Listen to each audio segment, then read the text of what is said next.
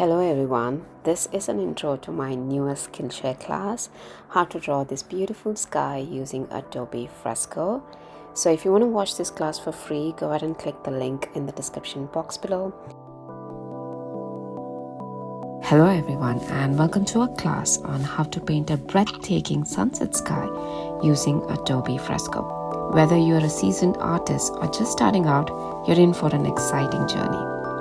My name is Ashwini and over the next hour, we'll dive into the techniques and tips to create stunning digital artwork of a sunset sky. Adobe Fresco is a fantastic tool for digital painting and I'm excited to guide you through this process step by step.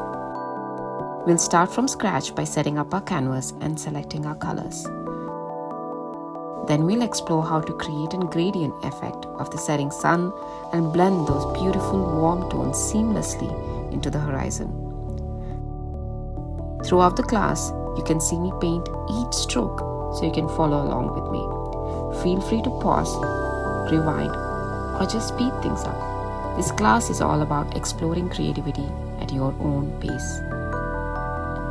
By the end of our session, you'll have a stunning sunset sky painting that you can be proud of. So let's dive in and unleash our artistic talents with Adobe Fresco.